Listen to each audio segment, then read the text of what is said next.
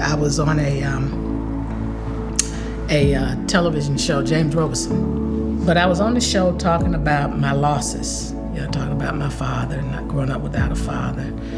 And in the middle of it, he said, "Can I give you a hug?" Now, internally, I wanted to say, But of course, my mother, being the gracious person that she is, and watching her in life, I knew I couldn't do that because this is a public audience. So I said, sure. And, when he reached out and hugged me, it was one of the most sincere hugs that I had ever received.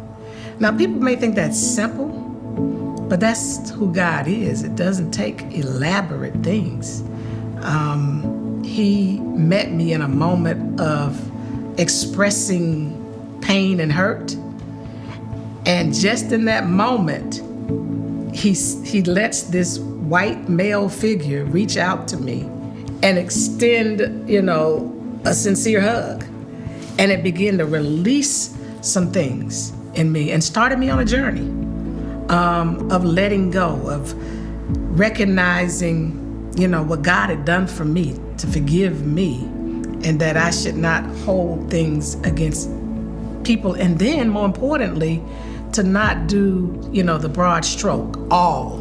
So if something hurts me or someone, I shouldn't go and now target all people of that particular ethnicity, race, gender, whatever the case might be, because it's unfair.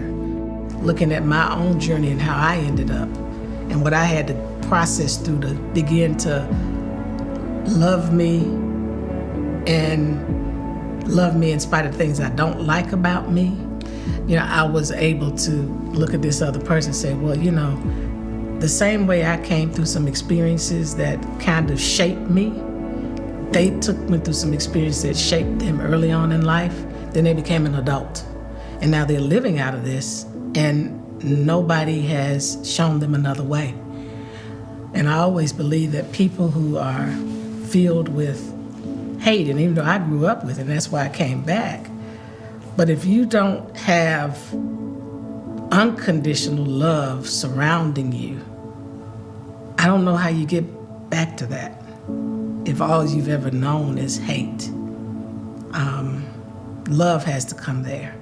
And so that moment was like, even though he's not my dad, that was like my dad in that moment. Yeah.